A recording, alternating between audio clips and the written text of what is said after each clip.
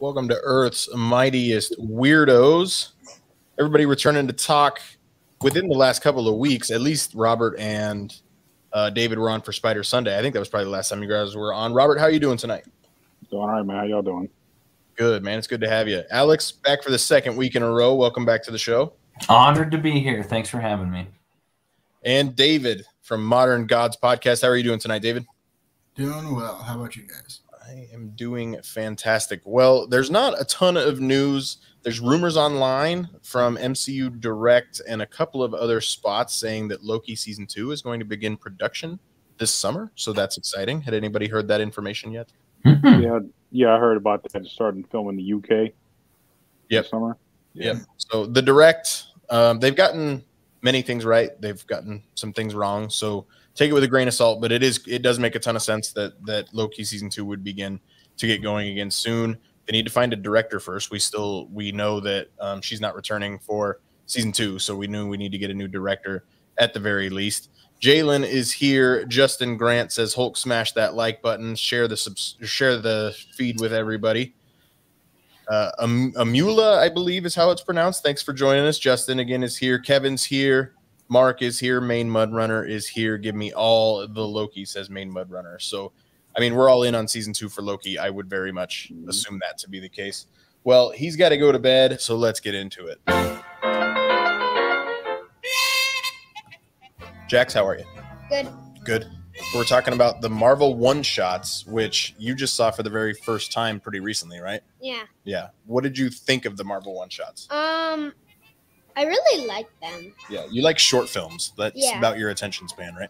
Yeah. Yeah. So, what was your favorite one of the Marvel short films, or of the Marvel one-shots? I think it's probably Team Thor Part 1. Team Thor Part 1. So that was the one that was attached to Captain America Civil War. Why did you like that one? It was really funny. He just gets really bummed out when Tony or Steve won't call him. Yeah. Tony won't even talk to him when he calls Bruce, right? Yeah. It's kind of a bummer. Yeah. And do you remember his roommate's name? Daryl. Oh yeah. Yeah, Daryl. Did you watch the Team Daryl one? Yeah. With the Grandmaster? Did you like the Agent Coulson one when he beat up the guys at the gas station? Yeah, I did like that one. Yeah. So you liked them all? Yeah. Do you wish they'd do more Marvel one-shots, or are you good with the TV shows we're getting now? I think I'm good with the TV shows. Okay. If you could come up with any Marvel one-shot idea, do you have an idea? No, I don't have an idea. All right. Your sister's outside the door. Can you go take her to Mom? Yeah. Thanks, buddy. All right. I guess I shouldn't have sprung that question on him of if he had an idea for one, because he might have been able to come up with one had we thought about it a little bit ahead of time. Boomer and Stephanie are both here. Thank you so much for joining us.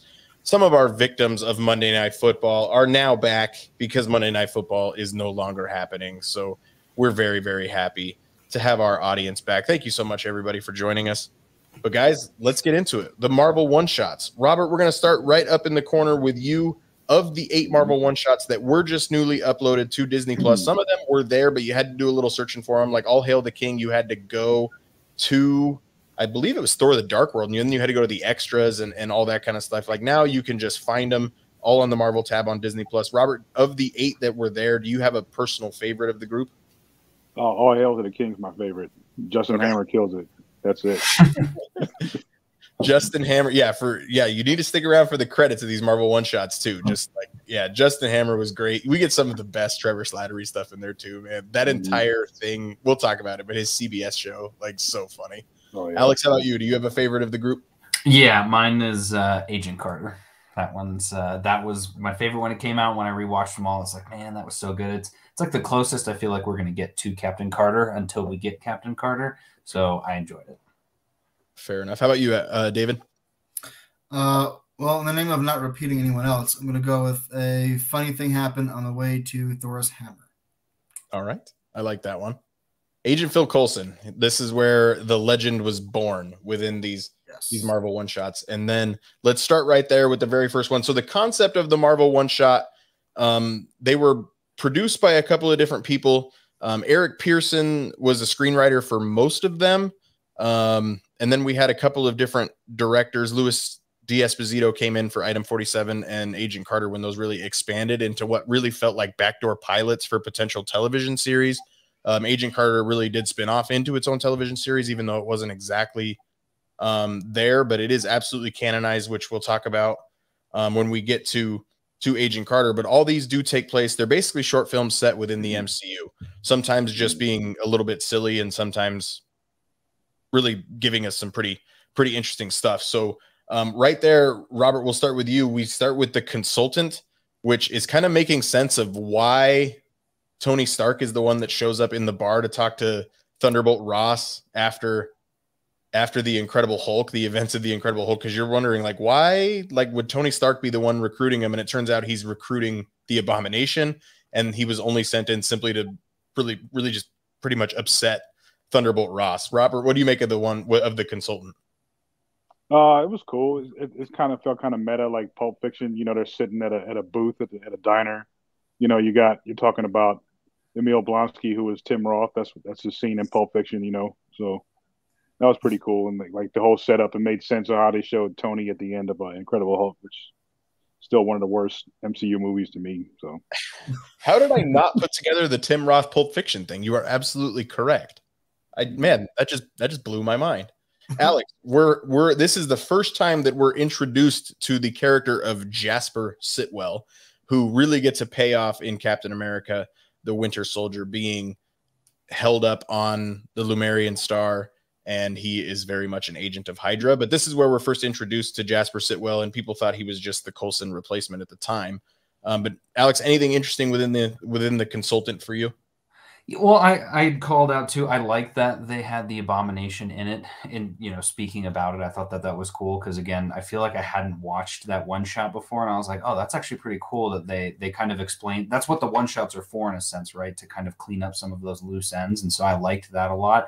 I did like when Sitwell was like, I could be that Patsy. I'm a great Patsy, and he's like, yeah, you are a great Patsy.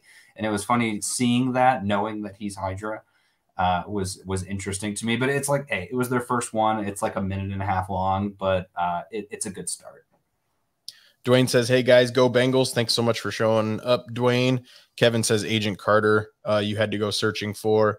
Robert speaks the truth on All Hail the King. Caged Heat, featuring the Tracksuit Mafia. That's a fantastic call out. David wins because of Settlers of Catan in the background. And that Settlers of Catan is a dangerous game that can ruin friendships. David, have you ever lost a friendship due to Settlers of Catan?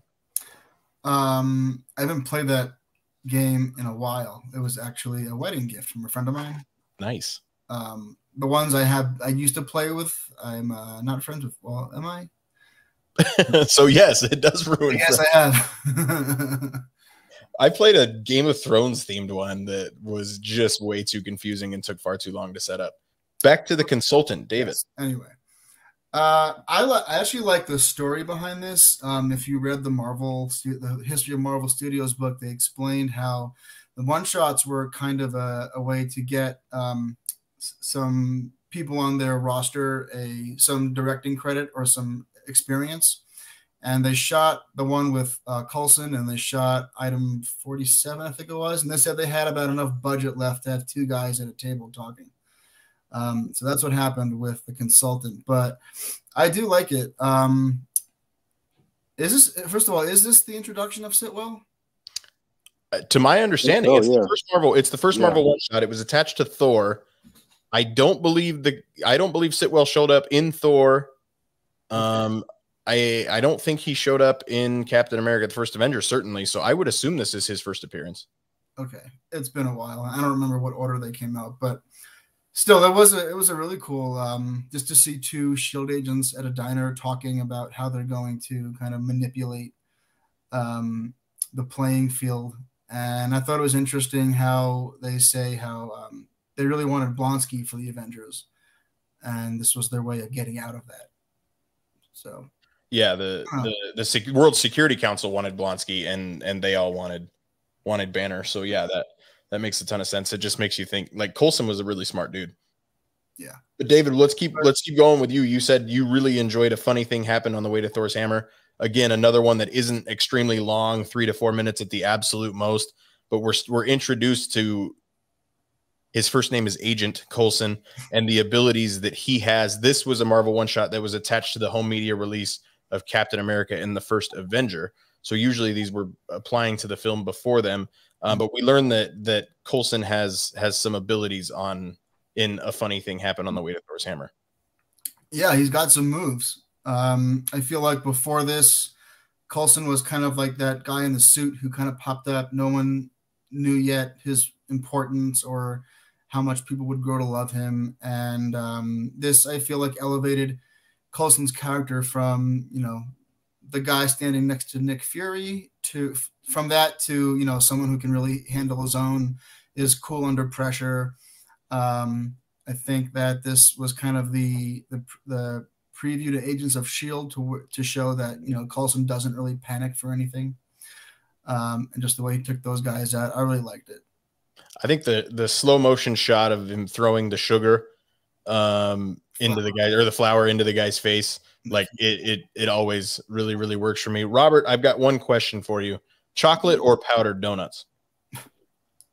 I guess I'll go with chocolate. That is the correct answer. Phil Coulson can't decide, but so is this the first time we see Roxxon in the MCU? Is in his one shot? I would assume. I think so. Yeah. In what other places have we even seen Roxxon? Spider-Man movies. I feel like maybe in one of the Avengers movies on the TV or something. It wasn't Agents of S.H.I.E.L.D., but that hadn't come out yet. Mm-hmm. Yeah, but yeah, the gas station is Roxxon, and it was $3.79 a gallon. I did take notice, so that was 10 years ago. Like, that's a little depressing. It's Roxxon gas. It was also the 91 too, so it was like, what is that? I don't even know what it's called. Premium. He was driving an Acura. This is back when Acura had like the loan sponsorship of the MCU, so that is also true. But Robert, it does make me laugh when they ask him for his keys and then they turn their back and he's like, "Oh, I have this gun. Like, would you like the gun?" Like Robert, is there anything in A Funny Thing Happened on the Way to Thor's Hammer that stands out to you here? Just like the accuracy, how he busted that dude in the head with the sack of flour. That was pretty funny. And that's pretty much it. Looking like Agent Smith out of the Matrix. Yeah, those Taibo lessons really paid off. So, Alex, how about you?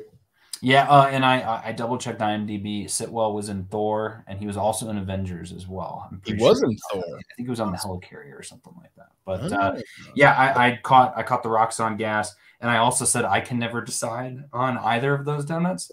To me, it just depends on the situation. If I've got free time and a napkin, I'm going to pick the powdered ones all the way. But if I've got things to do, I need that. I can't have the powder on my fingers, so.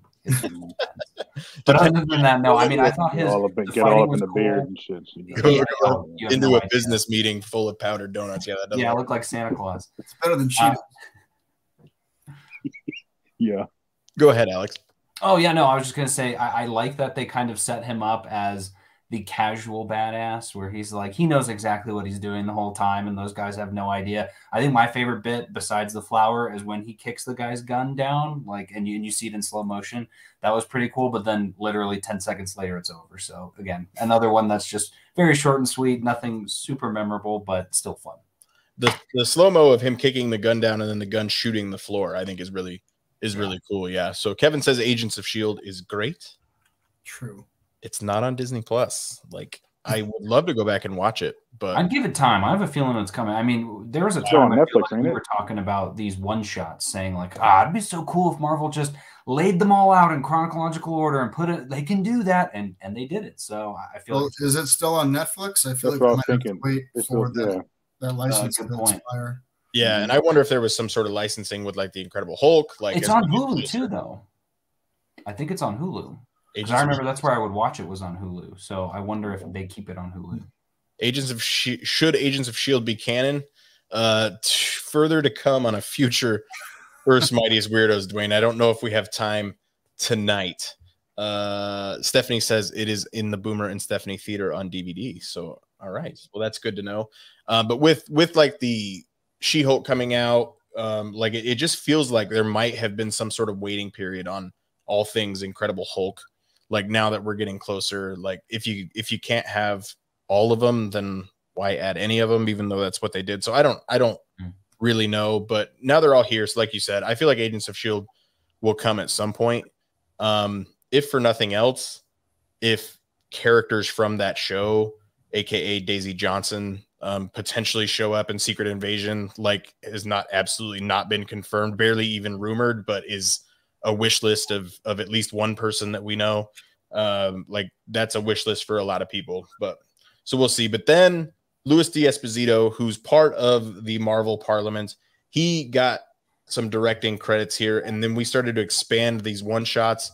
And this is where item 47, Alex, surely did feel like it was a backdoor pilot for a potential television series. You got some pretty established actors, and this one was actually attached to the film that it had to do with, and it was attached to the home release of the Avengers, as well as item 47. It was kind of doing things that Spider-Man Homecoming did, but it did it 6 or 7 years before that. So Alex, what did you make of item 47? Yeah, I actually do have some notes on this one. There's some glaring errors in this, continuity errors, but also, if I remember right, this was the backdoor pilot for Agents of S.H.I.E.L.D., and then they just decided to go in a completely different direction for it, because the whole point of it is they become Agents of S.H.I.E.L.D., and it was like supposed to follow them, learning, what it's like to be a new agent in S.H.I.E.L.D., and I was so excited because I love Lizzie Kaplan, but also you've got Jesse Bradford from Clock Stoppers in it as well, so it was the perfect casting. I love that opening of them talking. Completely forgot what they were doing in the show. So when they put their masks on, I was like, oh, no way, this is awesome.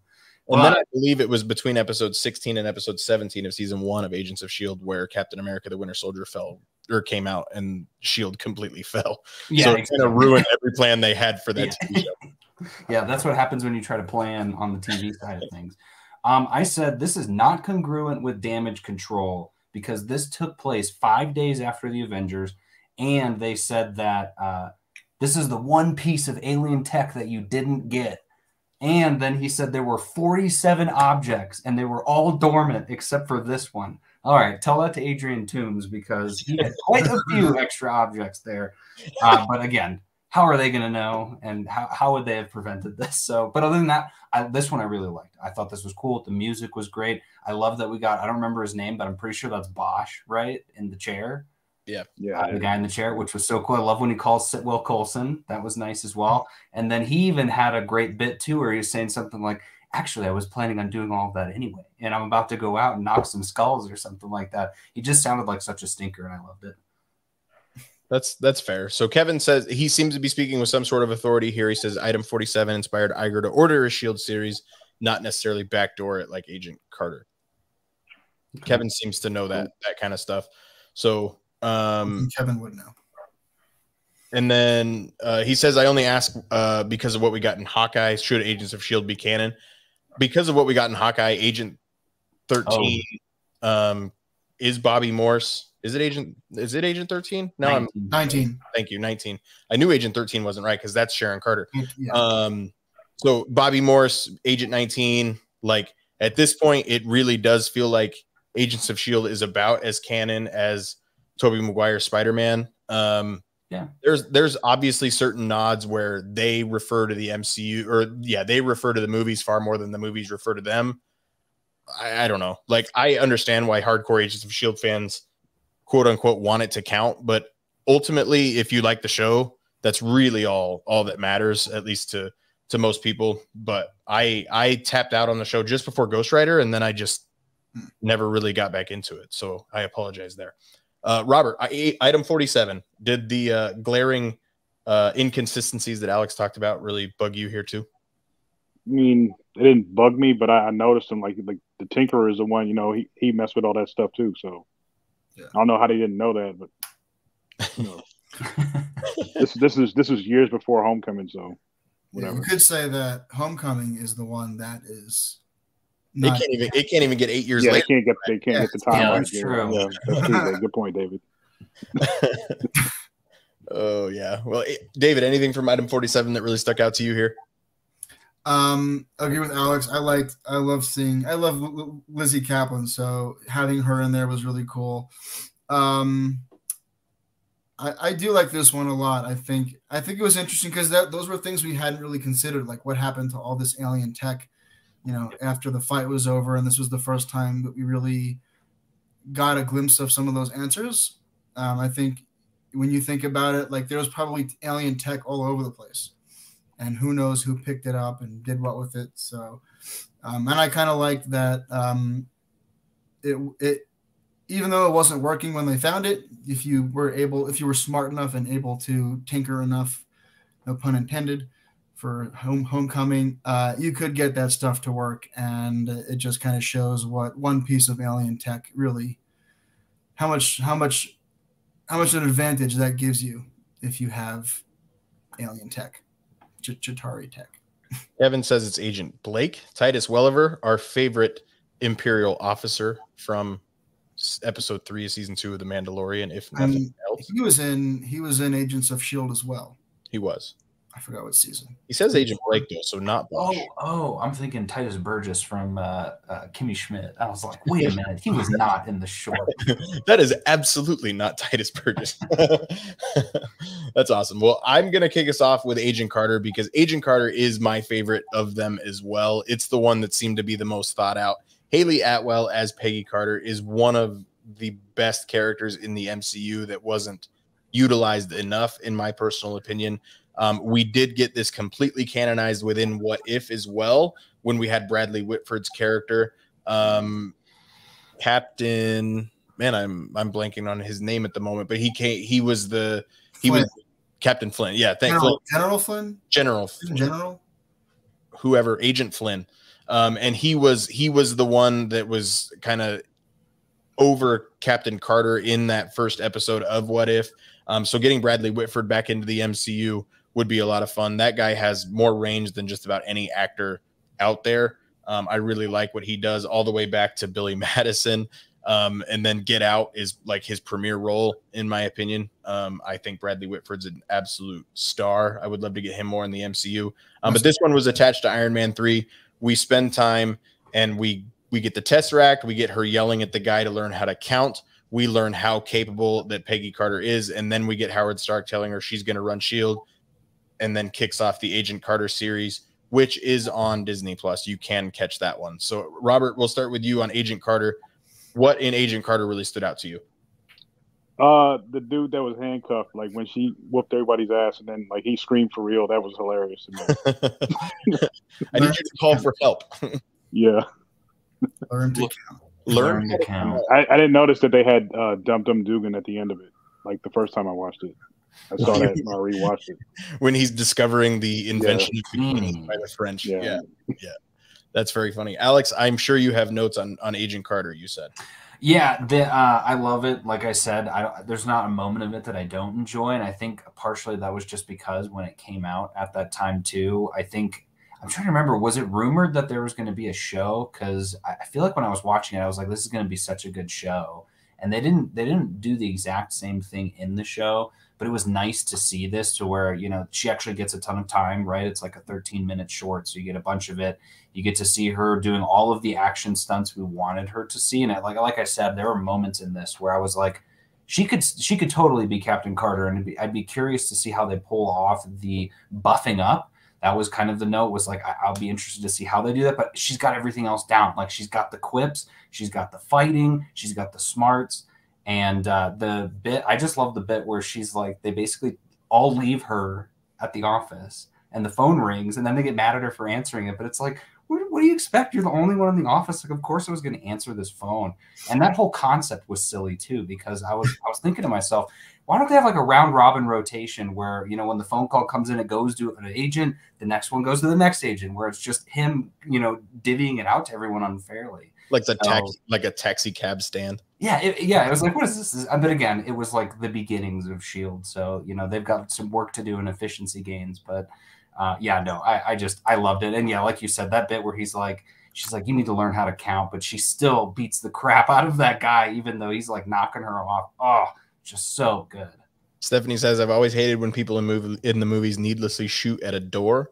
When she shot a hole out of the door for a reason that just... that was so good. I mean, look at you're accomplishing so many different things in just that scene of like, she's an amazing marksman. She knows what she's doing. And she's walking forward, holding... I don't know if anyone's done that. Like, that's hard to do. That's almost impossible to do. And she does it.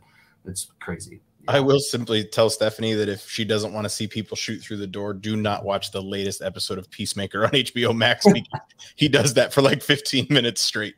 Jalen says she loved the Agent Carter one. This seems to be consensus. Either this or All Hail the King seem to be the most consensus. I did say Agent Carter was my favorite, but when we talk about Trevor Slattery, we'll probably change my mind. But David, Agent Carter, Zodiac, it seemed like it was a person. It was absolutely not a person. They asked for 3 to 5 agents to take care of this, and she goes and does it all on her own. Yeah. This I love, again, like everyone else. I loved Agent Carter. It does so much, like Alex said, for a character. It's frustrating for us as an audience because we saw her in First Avenger. We know what she's capable of. Where, but to all these Office guys, they probably still just see her as like Captain America's girlfriend, Steve Rogers' girlfriend, and so they don't really understand what she's capable of. But what they also show us is that she's capable of winning the day so many different ways. She outsmarts the guys in the front, and then she's outnumbered, takes on everyone. But then has to go up against another guy who's like twice her size and does the same, takes him out as well. So it goes a long way to show you that she is really capable. She is not dependent. She doesn't need any man to help her to, get her through these situations. She doesn't need, agents. She doesn't need Steve Rogers. She really is her own. She's a deadly weapon all on her own. What does frustrate me a little bit is that this isn't quite synced up, I think, to what we got in Agent Carter. So you have to do a little bit of mental gymnastics to make them both fit. But I think if you don't care, it doesn't matter. It's not like this. It's not like those things not matching up, disqualifies one or the other. So I'm fine with living with a little bit of whatever the opposite of synergy is, which is fine. They didn't quite know what they had yet. I do remember when we were watching Agent Carter, I thought maybe Zodiac would come back, but as far as I know, it didn't. But I feel like this was a great intro to what was yet to come with Agent Carter. Yep, absolutely. Well, Robert, we'll move on to what you said was your favorite, All Hail the King. We have a series of a documentary being put together by, it turns out to be a member of the 10 Rings, with his really cool gun that gets assembled by a camcorder. But Trevor Slattery having all the people in jail on his side and them just telling him, this was attached to the home media release for Thor: The Dark World. But just everybody, like, they teased far before Shang-Chi that the real Mandarin was out there, and he was really, really, really mad at Trevor Slattery. So, Robert, what about All Hail the King that really makes it your favorite? The pilot for Caged Heat, Justin Hammer, of course. It's like I think you said it earlier. Like you could not attach this to anything nowadays. Like this is pre-Disney, freaking. Some of the stuff they say in there. It was great. It was hilarious. Yeah, Caged Heat in itself is like all about communism and Russia. Like I don't feel like the MCU would really approach that anymore. No. Caged Heat. I love how he drops early in the episode that he'd never, like, they talked about, why wouldn't you interview with 60 Minutes? I'm never going to work with CBS ever again. And that was back when like Paramount made Iron Man 1, 2, and 3. So it was a Viacom company. Like it was all within the CBS family. So they were able to kind of make fun of themselves. But Alex, how about you? All Hail the King. What other than obviously the connections to Shang-Chi and everything that it teases there, like there's no way they could have planned it out that good, could they? They kind of kept it loose enough to where we already knew based on the plot for Iron Man 3 that there was a Mandarin out there or, it was a Guffin anyway, right? So like they were able to do that. The note that I had for this was Agent Carter is my favorite, but I think this one's the best because kind of like what you're saying, the continuity piece of this one shot is better than all of the others for that very reason. Like they don't set up too much, but they leave you with such an Easter egg of like, hey, there's this other character who's still out there. And we now have that payoff in the Shang-Chi movie. So, looking back on it, it ages very well. It ages better than almost all of the other one shots, but I still like Agent Carter better. The only other thing I'm trying to think of that I really liked about this was I keep on thinking back to obviously the everything at the very end with and I'm blanking, Justin Hammer, but his thing at the beginning when he's like getting protection in the cafeteria, I thought was really funny, where they like approach him and they're trying to get him to perform. That whole bit was great. I'm not a threat. Yeah. An entertainer. Yeah, he wanted his chalky milk. His chalky milk. David, how about you? Trevor Slattery, Justin Hammer. You really can't get too much better, unless, of course, in Armor Wars they're teamed up to get Tony Stark's tech. Yeah. I feel like this was the first reactionary thing that Marvel did, because there were a lot of people who were really upset about the Mandarin twist in Iron Man 3, that they figured they had to figure out a way to get the real Mandarin, quote unquote, back in the MCU. I do think that they may have had Shang-Chi in mind, because I forgot where I read this, but Shang-Chi was originally one of the on the list of like 7, 8 to 10 properties that Marvel was shipping around when they were trying to get their financing deal. Yeah. So Shang-Chi was on the list, so they knew they were going to make that movie. I don't know if they knew that the Mandarin would be connected to Shang-Chi in the way that they did it. But I feel like they were trying to go back on something that they did in Iron Man 3, which is fine with me. Even today, I'm still not sure how I feel about the Mandarin twist. So just the fact that they tried to not undo it, but make it so that they could still carry forward with, a really popular Marvel character in the Mandarin, even if he was problematic. That scene when the twist was revealed and he just comes out of the bathroom with the girls in the bed, like, and he's watching soccer. Like, I love it. I love that scene so much. I love that movie so much. Like, I am all about the twist, but I also don't have the comic book history that you guys quite have, so I wasn't near as attached to it. But the 10 rings, I mean, we had the logo even in Iron Man 1. So the 10 rings were always, I feel like, and maybe this is just me drinking the Kool-Aid of Kevin Feige and Marvel Studios, but I really feel like it was kind of always in the plan to not have it be like the official Mandarin, and they always would go back. But I can see what you're saying of it feeling like it was potentially a way that they were reactionary. But I don't know if I totally agree. Alex, what do you make of that? I'm trying to remember, and David, you may have to help me with that, but I feel like they mentioned that in the book. And it was either from Iron Man or Iron Man 3 that it was like a last minute thing where they were like, hey, it was either put the Mandarin in it for Iron Man 1, or it was in Iron Man 3 of having it be a fake the whole time. So if I remember, I think the Mandarin was supposed to be the villain of Iron Man. That's what it was, yes. The Mandarin was and I guess because it was probably because I forgot the exact reason, but I think it was because they always saw him as a problematic character. I feel like there was another reason as well, but for whatever reason, they shelved it and decided to pick it up later in Iron Man 3. I think it was when also Iron Man 3, the villain was supposed to be Maya. Yeah, that's right. So there's a lot of villains. The creative committee said you couldn't have a female villain. Yeah. And so they stuck the Mandarin, quote unquote, in Iron Man 3. Yeah. Well, in the words of Katie and Shang-Chi, sure, you used your acting ability to cripple the entire U.S. government, but whatever. Alex, we got attached to Captain America: Civil War, and then Part 2 was attached to Doctor Strange. We just get what Thor is up to nowadays. I mean, Thor's hanging out in Australia, as luck would have it, where Taika Waititi was filming Thor Ragnarok.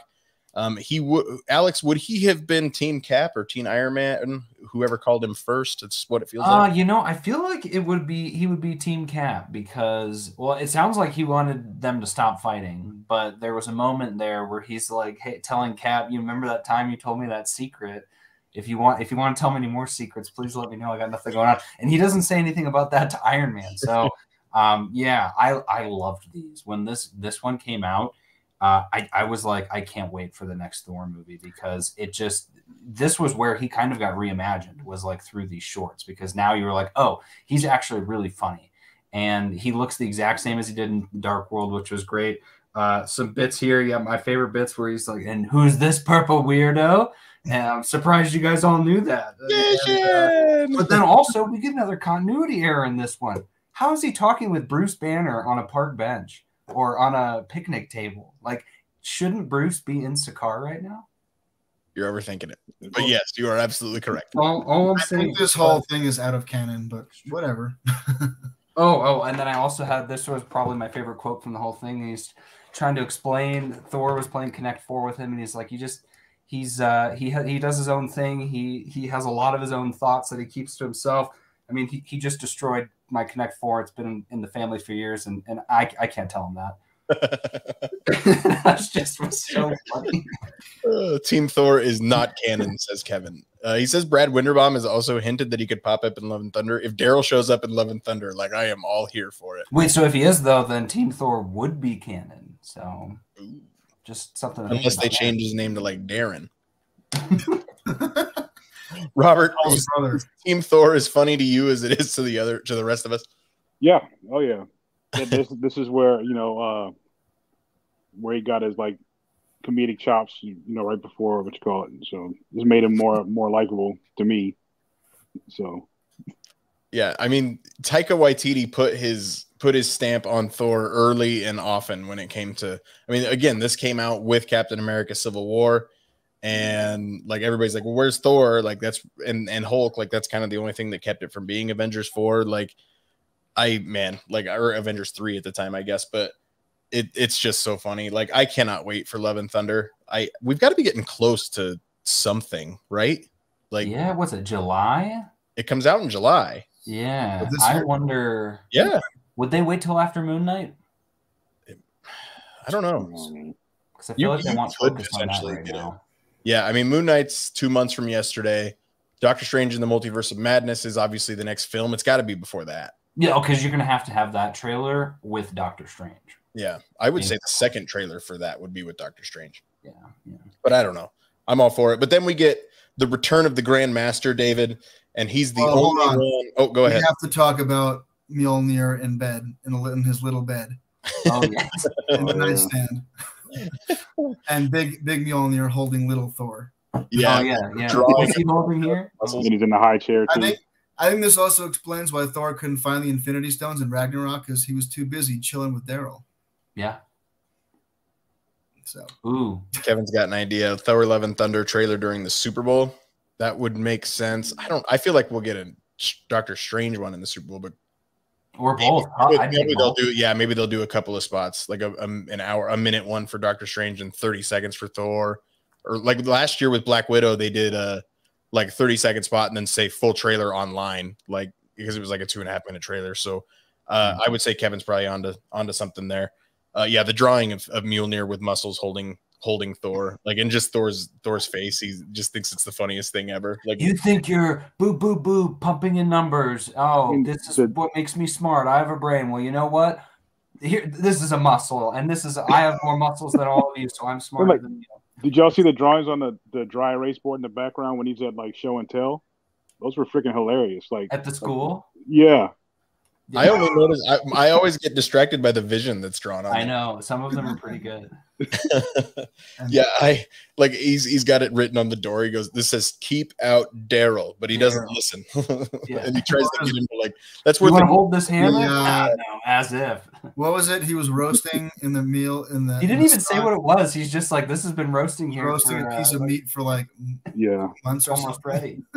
Leaving Mjolnir on the toilet seat. Like, that's right. Poor Daryl. But then we start to feel for Daryl in Team Daryl when the Grandmaster shows up and makes him the new Topaz and the melt stick, and he melts the guitarist.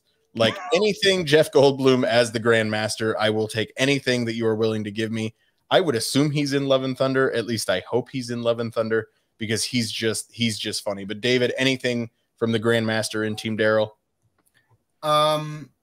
This is the one that I watched, and it didn't connect, it sounds like. Well, there's something about that type of humor that for me, once I've seen it a little bit, like it starts to get a little bit old. I still really like the short. I'm not going to say anything bad about it. And Jeff Goldblum, assuming we have time to talk about one-shots we would like to see, that's coming. Yes. Jeff Goldblum is going to be in one of mine. So, all right, I like it. It's Dr. Ian Malcolm. Life finds a way. Alex? Yeah, what I've got here, I think my favorite line is from the very beginning when he's like, yeah, I was looking for roommates, and this was the only one. He goes, oh, imagine that. I was the only one. Well, lucky me. And I don't know why I couldn't stop laughing. And I think it was on like the 5th watch. I was like, did he kill all of the other people who applied to be his roommates? That's awesome. I didn't even catch that. But yeah, he was so good. Stephanie says, do you feel for Daryl? Didn't you hear Daryl tell the Grandmaster he loved him? He didn't make him say that. Makes me terrifically warm. Thank you. Him reminiscing about Topaz just corrects Oh me. yeah, he's got the little candles with the thing, and he'll be ruling by my side. Well, not ruling, he'll be standing by my side. He's not going to be ruling, but oh, it's so good. How many views does he it dress up as Topaz and walk around with him and take out the trash? Should we make another video to announce this first video? It has 2 views. Yeah, they're both us. Yeah, those were both us. Refresh. Oh, that was a Robert, anything from Team Daryl before we talk about one-shots that we would love to have seen? I love the drawings in this one too. Like he drew Daryl on the horse, and the horse had his face, Grandmaster's face. It's awesome. Yeah. I'm gonna show you something I've never shown anyone before. It's all pictures of Daryl. Like, oh, not creepy at all. He's a crying Cyclops in this one. Yeah.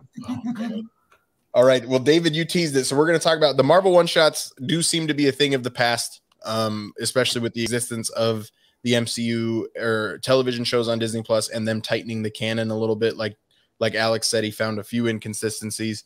If you're going to set these within the timeline, TV shows seem to be the better way to do it with Disney Plus. But David, if you could see a one-shot from either the past or with any of the current characters, if you could make 1 or 2 one-shots of your own, where would you go with that? So the first thing I want to do is I feel like so when Endgame happened, when Thanos' giant ship shows up in upstate New York, I feel like you're close enough to New York City that someone should have sent out a helicopter to cover that battle. So I would love to see like news organizations scrambling to get to upstate New York to figure out what the hell just happened up there. I think that would be good enough for just kind of a one-time thing. I thought you were going to pull Jeff Goldblum out of Independence Day. Try to give it a virus. Multiverse. Could happen. What I would love to see, though, and it lies somewhere between a one-shot and maybe a limited series, is the Grandmaster and the Collector both had their things taken away from them. The Collector had nowhere basically destroyed by Thanos in Endgame, and the Collector lost. And the Grandmaster lost his tournament. So they both kind of need to find their next thing. And being brothers, I would love to see Jeff Goldblum and Benicio del Toro get together and figure out their next kind of hustle together as the Grandmaster. I think that would be hysterical. Those two. It could be a Taika Waititi thing or a James Gunn thing, but I think that would be really funny to see those two try and figure out their next hustle in the galaxy. It's called Canto Bite, and they end up in the Last Jedi Star Wars Episode 8. Any other ideas that you had for one-shots or limited series there, David? I'm sure. I think these were really cool. It's interesting. I think as you start in the beginning, they were ways to just kind of fill in some small gaps. Like we didn't need to see the consultant. We didn't need to see a funny thing happen on the way to Thor's hammer. But they're nice little things to just throw in there for the fans. But as you get to Agent Carter and All Hail the King, I feel like there were larger story ideas that Marvel wanted to set up, and that's what they used the one-shots for. So I feel like they could get back to that concept. And we have the Disney Plus shows now, so there's more room to work. But anything they wanted to lay groundwork for, or I don't want to say redo, kind of in the way that they redid their Mandarin, but I feel like there are plenty of things Marvel could do if they wanted to. But I miss these little things. It's nice to not have to wait months and months for a full movie or however long for a full TV show. Just these nice little bite-sized things. It feels to me, it kind of morsels of anything. It feels like Team Thor, and it was brought up earlier. It feels like Team Thor was dropped to simply say, hey, we're going in a completely different direction with Thor here. Like this is kind of introducing you to what Taika is going to be doing. So stuff like that, like even teases for upcoming films, I would really like it. Alex, do you have any ideas for ones that they could do?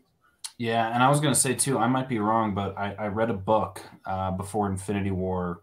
I think it was Infinity War, before Infinity War came out, that was the Grandmaster and Collector. I thought it was canon, but I was told it wasn't canon, so I got rid of the book. But it was pretty funny because I think it both lost their things. The ones that I was thinking of, because same thing, I felt like a lot of it, I was like, we've got TV shows. I would have loved a cool one shot of Wanda, of all these people we got shows for, so I'm happy with that. The two ones that, or I guess three, Cap dealing with the future would have been a cool one after Winter Soldier or before Winter Soldier, of him making that list or hearing recommendations from somebody, or actually, 10 minutes of him going on the internet and being like, what is all of this? This is crazy. Internet, so helpful. Yeah, exactly. And then the other one was following Hulk to Sakaar. I really wanted to see that. I thought that was a big gap between Age of Ultron and Ragnarok, of like, so he just took a ship and ended up in Sakaar. It would have been kind of cool for, again, a couple minutes of him going into that wormhole and then being like, oh no, where did he go? And then the other one, someone mentioned something about Hawkeye, and it inspired this one. I'd love to see a one shot of that guy going to the Maroon 5 concert. That's what it was. Yeah, exactly. So like half of the episode would have been that, and then the other half would have been justice for the final scene, to where it shows somebody watching the performance of the play. Like, we didn't get to see it. It would have been cool to see somebody sitting in a chair going, this is so dumb. Well, I guess Hawkeye already said that, but it would have been cool to see Old Man Cap or someone there. That would have been cool. Yelena.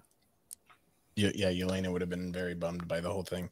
Kevin says that the 5 Guardians in the Marvel Studios book, the 5 Guardians were all supposed to get one shots before the first Guardians film. That would have been interesting. Cool. If you have any other ideas, let us know what ideas you may have for a one shot. Robert, any one shots you wish we had seen or would love to see in the future? No, not so much a one shot, something to replace like Marvel Legends, just like have Luis recap each previous phase before the before the new phases on Disney Plus would be cool. Yes. Any extra Luis you can give me, I'm all there for that. Kevin says he wants Hank Pym in the Cold War as Ant-Man. I've got one kind of along those lines. I want to see the birth of the Red Guardian. Like, I think that'd be very, very interesting, and see how true anything he ever says is or is not. Like, I think you could go very comical with it, if nothing else. Hi, Allison. Thank you so much for joining us. The one I would die to see is give me as much John C. Reilly as you possibly can. Give me a day in the life of the Nova Corps and just follow John C. Reilly around like he's Michael Scott and just see what he's up to in the Nova Corps. Like, I can call it a day in the life. A day in the life of the Nova Corps. Like, what a bunch of a-holes. Like, you could just follow those guys around. I think that'd be super fun. What's his name? Denarian Day. Yeah, Denarian Day. After Denarian Saul unfortunately perishes. Yeah. Sorry about that, buddy. Hey, they got my message. Okay, perfect. Anything else on the Marvel one-shots, gentlemen? No, I don't. I still think it's weird that there were some that I hadn't seen because I own all of them on Blu-ray, and so I guess I just didn't go into some of it. I'm not sure. You had to dig for them, man. I know. You had to know they were there. I just wish they'd bring them back. We've got shows now, David. We've got a whole TV series. I want more. Yeah, well, David doesn't have anything for the next 2 months. That's right. Yeah, they should be giving us one shot a month. one shot a week, and just make it like draw it out so it's like kind of like a series, like a big story.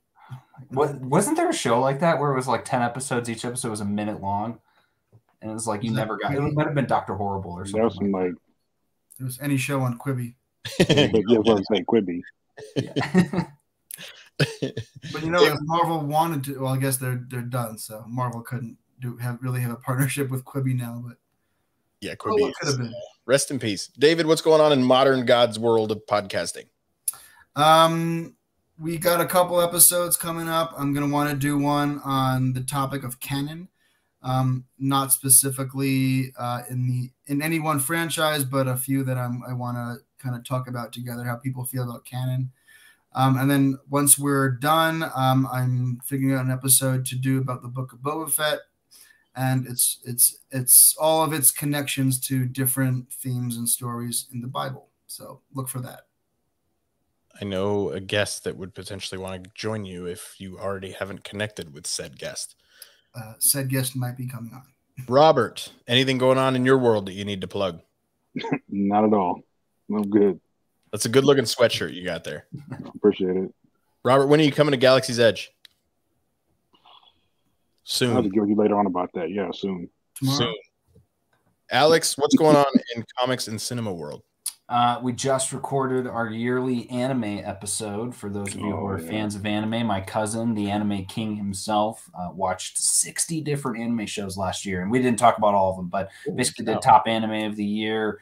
And then this month we'll have an episode of Book of Boba Fett whenever that show ends, which has been quite the ride, but wrong show to discuss it on. But yeah, that's about where we're at. No, let's keep going with it. Plug Babu's. We are talking about the Book of Boba Fett. Alex, in just a couple of words, how do you feel about the Book of Boba Fett? The nicest way I can put it is each episode keeps getting better. That's good. We are talking Book of Boba Fett on Babu's freaking podcast every Sunday on YouTube here on This Is Life. And it's been fun. I'm really proud of what we did this week. I think we've got some at least fun theories, if nothing else. We'll see where the Book of Boba Fett goes for these final 2 episodes here on Earth's Mightiest Weirdos. February 7th next week, we are going to be talking about the best projects that were never made, that were ever rumored or reported on, or castings or anything within the MCU. That should be a lot of fun. February 14th, Valentine's Day, we're going to be talking the best MCU relationships. On February 21st, Anthony and I will be coming together for a MCU 101. We've had several people reach out, say, I'm new to the MCU. I don't know what to do. I don't know where to start. So a few of those folks are going to join us, and Anthony and I are going to just try to do an MCU 101. Then on February 28th, we're going to start something I'm actually really excited about. We're going to call it the Quantum Realm Rewind. We're going to go back a year and talk about WandaVision a year later. So when we have other opportunities, we can talk about potentially Avengers Endgame, how that has aged, all those kinds of things, remembering our first time seeing Endgame or anything within the MCU. So we're going to call it the Quantum Realm Rewind. We're going to start after the 1 year after WandaVision, and then we're going to do MCU Madness throughout the month of March for phases 1, 2, 3, and 4. Starting in April, we'll get into Moon Knight. May 9th, our spoiler review of Doctor Strange in the Multiverse of Madness. I would assume at least in part a little bit with Comics and Cinema podcast as well. Gentlemen, thank you so much for joining us. For the children. For the children.